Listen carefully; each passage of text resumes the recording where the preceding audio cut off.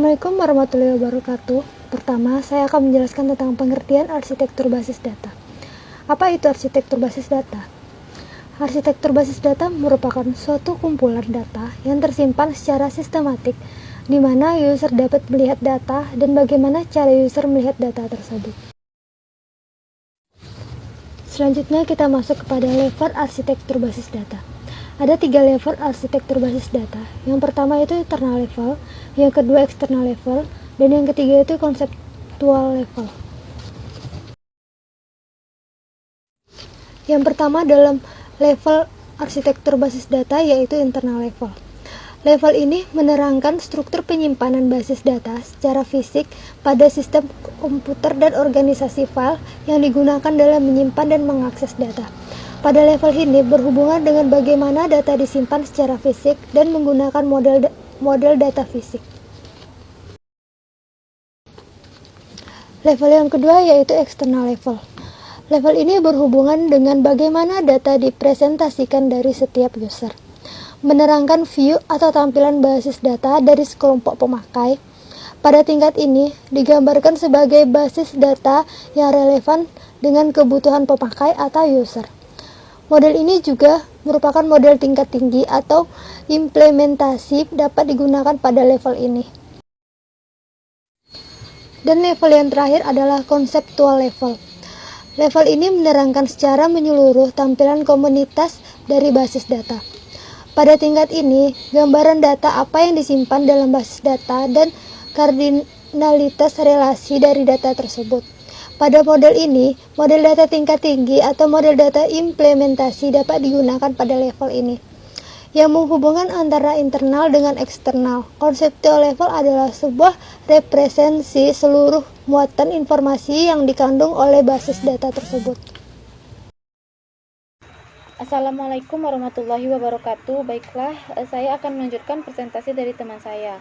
Sebelumnya, teman saya kan sudah menjelaskan apa itu arsitektur basis data, level-level pada arsitektur basis data. Nah, saya akan melanjutkan tentang model basis data. Sebelumnya kita harus tahu dulu apa itu model basis data. Model basis data adalah sekumpulan dari berbagai konsep basis data yang di dalamnya mempresentasikan beragam relasi dan juga struktur data yang ada di dalam basis data tersebut. Nah, basis data ini menyatakan hubungan antara rekaman yang tersimpan dalam basis data. Basis data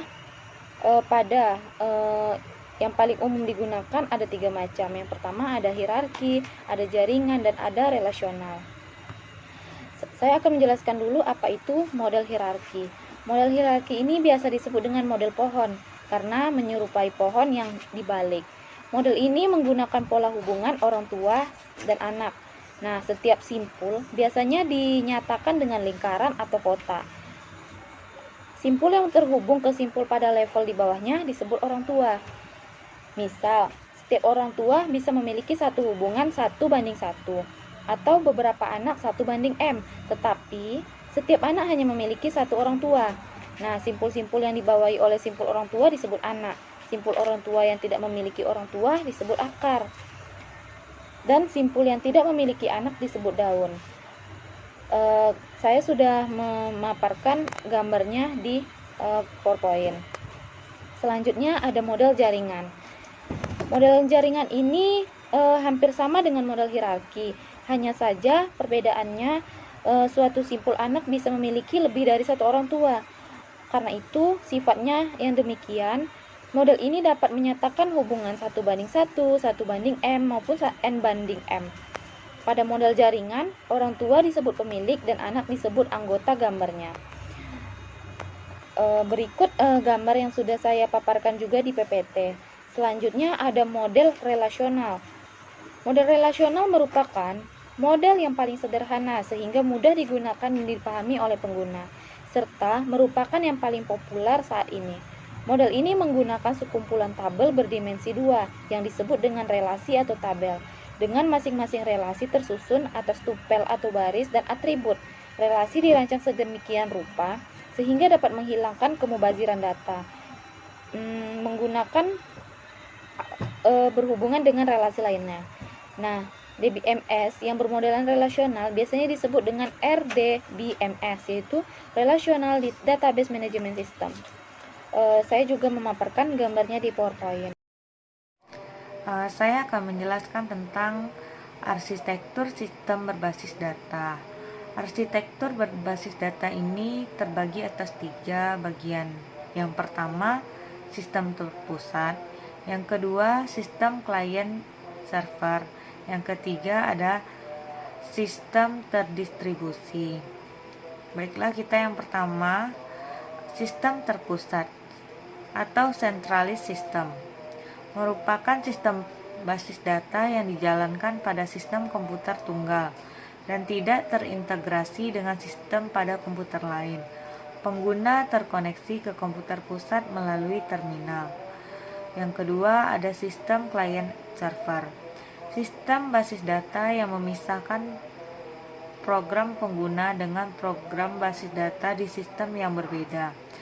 Pengguna terkoneksi ke pusat data yang disebut server system melalui suatu program pengguna atau user interface yang terdapat pada personal komputer. Sistem tempat program pengguna berada disebut client system. Sistem client server ini ditunjukkan untuk mengatasi kelemahan-kelemahan sistem tersentralisasi, yaitu beban server yang harus menangani semua proses. Diatasi dengan membagi beban menjadi 2 bagian. Yang pertama klien, yaitu tugasnya menjalankan aplikasi basis dan data. Yang kedua server, menjalankan DBMS dan berisi basis data pada mesin yang berbeda. Padatnya lalu lintas data antara server dan workstation diatasi dengan mekanisme transfer data yang lebih efisien. Pada sistem client server, fungsi basis data dapat dibagi menjadi 2 bagian. Yang pertama back-end, yaitu mengatur struktur akses, evaluasi, dan optimasi query, kontrol konsekuensi, dan recovery. Yang kedua itu adalah front-end, terdiri atas tools seperti fasilitas form, report filter, dan tampilan antarmuka. Assalamualaikum warahmatullahi wabarakatuh. Nama saya Khairul Amri. Saya akan melanjutkan tentang sistem terdistribusi. Sistem terdistribusi ini sekumpulan data yang secara logis adalah milik satu sistem yang sama, tetapi secara fisik tersebar di beberapa tempat di jaringan. Basis data disimpan di beberapa komputer. Komputer pada sistem terdistribusi berkomunikasi satu sama lain. Komputer pada sistem terdistribusi disebut sebagai set atau node. Set atau node ini bisa dibilang dengan perangkatnya. Kemudian, alasan membuat sistem terdistribusi. Yang pertama, data bersama pengguna pada satu set bisa menggunakan data yang ada pada set lain, misal pada sistem perbankan, di mana masing-masing cabang menyimpan data yang saling berhubungan antara cabang. Yang kedua, ketersediaan. Jika satu set gagal, maka set lainnya dapat melanjutkan operasi sampai selesai. Yang ketiga, otonomi. Setiap set bisa mengontrol data yang disimpan secara lokal. Administrator global bertanggung jawab pada keseluruhan sistem. Contohnya, masing-masing lokal memiliki jaringan lokal sendiri, dan semua jaringan lokal itu dihubungkan satu sama lain membentuk sebuah jaringan nasional. Kemudian, tipe sistem terdistribusi. Yang pertama adalah homogen. Semua set pada satu sistem terdistribusi memiliki DBMS dan software komunikasi yang sama. Yang kedua, heterogen. Set pada satu set terdistribusi memiliki DBMS dan software komunikasi yang berbeda satu sama lain.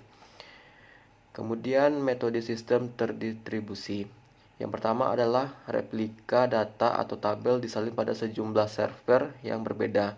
Yang kedua, fragmentasi tabel data dipilih kemudian disebar ke sejumlah fragmen atau tempat penyimpanan. Kemudian adalah Keuntungan sistem terdistribusi. Yang pertama adalah reliabilitas dan ketersediaan. Maksudnya di sini adalah suatu sistem akan menghasilkan keluaran yang benar sampai beberapa waktu tertentu atau mendeteksi dan memperbaiki kesalahan perangkat keras. Yang kedua adalah otonomi lokal. Karena data terdistribusi, kelompok user yang bisa menggunakan data tersebut dapat menyimpan di set di mana dia bekerja, sehingga masing-masing set mempunyai kontrol lokal. Yang ketiga adalah kecepatan pemrosesan query. Maksudnya di sini performa tinggi karena data yang digunakan umum lebih dekat dengan user, maka performasinya akan ke database dapat ditingkatkan. Yang keempat adalah efisien dan fleksibel. Kemudian kerugian sistem terdistribusi. Yang pertama adalah implementasi sistem lebih mahal. Yang kedua, kemungkinan kegagalan lebih besar. Yang ketiga, biaya pemrosesan tinggi.